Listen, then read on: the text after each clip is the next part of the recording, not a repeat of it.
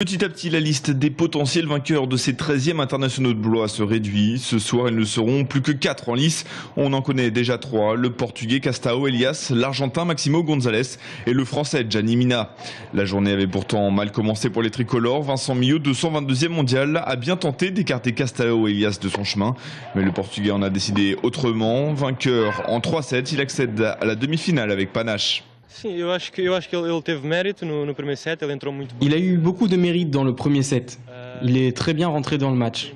Mais j'ai gardé mon tennis, j'ai continué à jouer et à le mettre en difficulté. Sur la fin, il a craqué et j'ai pu faire tourner le résultat en ma faveur pour pouvoir continuer dans ce tournoi.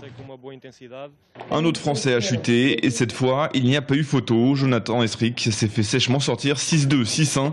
Mais il faut avouer qu'en face, il y avait celui qui semble être le grand favori de ce tournoi, tête de série numéro 1, Maximo González, qui, comme tous les Argentins, est un spécialiste de la terre battue.